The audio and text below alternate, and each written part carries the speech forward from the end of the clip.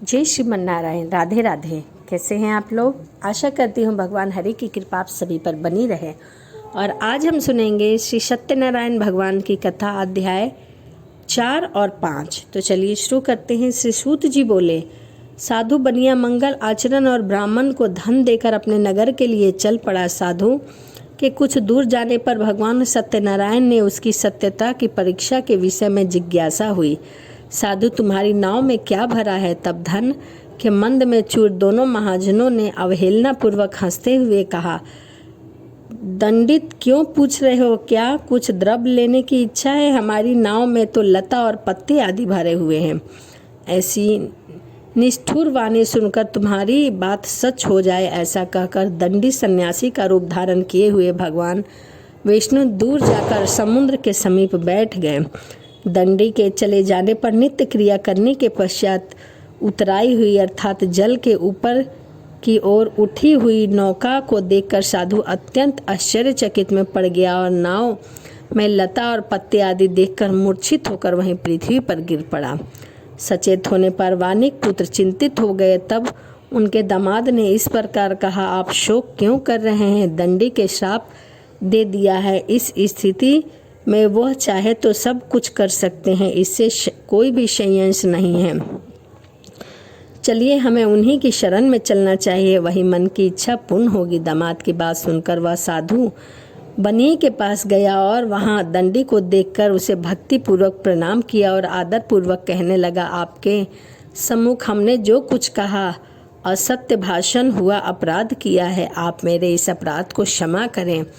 ऐसा कहकर बारंबार प्रणाम करके वह महान शोक से आकुल हो गया। दंडी ने उसे रोता हुआ देखकर कहा, हे मूर्ख, रो मत, मेरी बात सुनो। मेरी पूजा से उदासीन होने के कारण तथा मेरी आज्ञा से ही तुम्हें बारंबार दुख की प्राप्ति हुई है। भगवान की ऐसी वाणी सुनकर वह उनकी स्तुति करने लगा। साधु ने कहा, हे प्रभु, यह आश्चर्य की बात है कि आपकी माया से मोहित होने के कारण ब्राह्मण आदि देवता भी आपके गुणों और रूपों को यथावत रूप से पूर्ण जान पाते हैं। फिर मैं मूर्ख आपकी माया से मोहित होने के कारण कैसे जान सकता हूँ?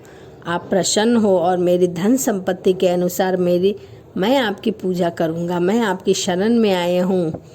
मेरा जो नौका में स्थित पुराना धन था उसकी तथा मेरी रक्षा करे। उस बनिए की भक्ति युक्त वाणी सुनकर भगवान जनार्दन संतुष्ट हो गए और भगवान हरि उसे अभीष्ट वर प्रदान करके वहां से चले गए। उसके बाद उस साधु अपनी नौका पर चढ़कर उसे धन लेकर अपने घर गया और भगवान सत्यदेव की कृपा से उसका मनोरथ सफल हो गया। ऐसा कहकर स्वजनों के साथ उसने भगवान जनार्दन की पूजा की और सत्यनारायण की कृपा से उसे आनंद पूर्वक पूर्ण हुआ और नाव को प्रयत्न पूर्वक संभाल कर अपने देश के लिए प्रस्थान किया। साधु बनिया ने उसके दामाद से कहा, यह देखो, मेरी रतन पूरी नगरी दिखाई दे रही है। इसके बाद उसने अपने धन के रक्षक दूत को अपने आगमन का समाचार देने के लिए अपनी नगरी में भेज दिया। उसके बाद उसके दूत ने नगर में जाकर उसकी भार्या को देखकर हाथ जोड़कर प्रणाम करके उसके लिए अभीष्ट बात कही। सेठ जी आपके दामाद तथा बंधु वर्ग के साथ बहुत सारे धन धान्य लेकर संपन्न होकर नगर के निकट पधार रहे हैं। दूत के मुख से ऐसी बात सुनकर वह महान आनंद से विहल हो गई और उस साध्वी ने श्री सत्यनारायण की पूजा करके अपनी पुत्री से कहा कि मैं साधु के दर्शन के लिए जा रही हूँ, तो शीघ्र जाओ। माता का ऐसा वचन सुनकर व्रत को समाप्त करके प्रसाद का परित्याग कर वह कलावती भी अपने पति के दर्शन के लिए चल पड़ी। इससे भगवान सत्यनारायण फिर से रुष्ट हो गए और उन्होंने उसके पति को तथा नौका को धन के साथ ही हरण करके जल में डुबो दिया। उसके बाद कलावती कन्या अपने पति को न देखकर महान शोक से वहीं रुदन करने लगी, पृथ्वी पर गिर पड़ी। नाव का दर्शन तथा कन्या को अत्यंत दुखी देख भयभीत मन से साधु बनिया बोला, यह क्या आश्चर्य हो रहा है? नाव का संचालन करने वाले भी सभी चिंतित हो गए।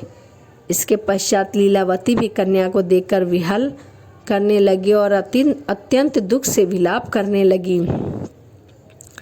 जाने अनजाने में किस देवता की अपेक्षा से वह नौका हरण कर ली गई है, अर्थात श्री सत्यनारायण का महात्म कौन जान सकता है।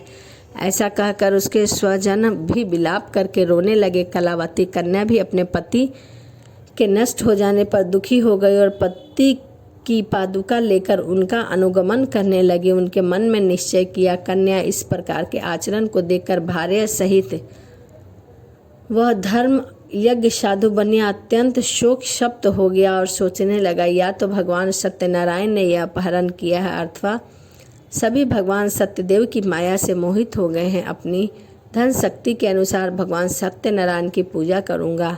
सभी को बुलाकर इस प्रकार कहकर उसने अपने मन की इच्छा प्रकट की और बारंबार भगवान सत्यनारायण को दंडवत प्रणाम किया और भगवान सत्यनारायण प्रसन्न हो गए और भक्त वत्सल भगवान ने कृपा पूर्वक कहा, तुम्हारी कन्या प्रसाद छोड़कर और मेरा अपमान करके अपने पति को देखने चली आई है। इसी के कारण यह सब हुआ है। यदि तुम घर जाकर प्रसाद ग्रहण करके पुनः आओगे तो तुम्हारा पति तुम्हें अवश्य मिलेगा। साधु बनिया तुम्हारी पत्नी को प्राप्त करेगी, इसमें संशय नहीं। कलावती भी आकाश मंडल से ऐसी वाणी सुनकर दौड़ी दौड़ी घर गई और प्रसाद ग्रहण करके पुनः आकर स्वजनों तथा अपने पति को देखा। तब कलावती ने अपने पति से कहा, अब तो घर चले, विलंब क्यों कर रहे हो? कन्या की यह बात सुनकर वानिक पुत्र संतुष्ट हो गया और विधि विधान से भगवान सत्यनारायण की पूजा अर्चना करने लगा तथा पूर्णिमा तथा संक्रांति पर भगवान सत्यनारायण का पूजा करते हुए इस लोक से सुख भोगकर अंत में वह सत्यपुर वैकुंठ लोक को चला गया। तो यह सत्यनारायण की कथा अध्याय 4 था। तो आइए अब सुनते हैं सत्यनारायण व्रत की कथा अध्याय 5। श्री सूत जी बोले, हे मुनि श्रेष्ठ, अब इसके बाद मैं दूसरी कथा कहूँगा, आप लोग ध्यानपूर्वक सुने। प्रजा का पालन करने में तत्पर दुग्ध ध्वज नाम का एक राजा राज्य करता था। उसने सत्यदेव के प्रसाद का परित्याग करके दुख प्राप्त किया। एक समय बाद वह वन में जाकर वहाँ बहुत से पशुओं को मारकर वट वृक्ष में आया। वहाँ उसने देखा कि गोपगण बंधु बांधव के साथ संतुष्ट होकर भक्ति पूर्वक भगवान सत्यदेव की पूजा कर रहे हैं। राजा का ऐसा देखकर अहंकार वंश न तो वह वहाँ गया और न ही उसने भगवान सत्यनारायण को प्रणाम किया। पूजा के बाद सभी गोपगण भगवान का प्रसाद लेकर राजा के समीप रखकर वहाँ से लौट आए और उनकी इच्छा के अनुसार सभी ने भगवान का प्रसाद ग्रहण किया। इधर राजा को प्रसाद का परित्याग करने पर बहुत दुख हुआ। उसका संपूर्ण धन और राज तथा पुत्र नष्ट हो गए। राजा ने मन में निश्चय किया कि अवश्य भगवान सत्यनारायण की वजह से ही हमारा सर्वनाश हुआ है, इसीलिए मुझे वहाँ जाना चाहिए जहाँ भी श्री सत्यनारायण का पूजा हो रहा था। ऐसा मन में निश्चय करके वह राजा गोपगणों के समीप गया और उसने गोपगणों के साथ भक्ति श्रद्धा युक्त होकर विधि पूर्वक भगवान सत्यनारायण की पूजा और व्रत किया।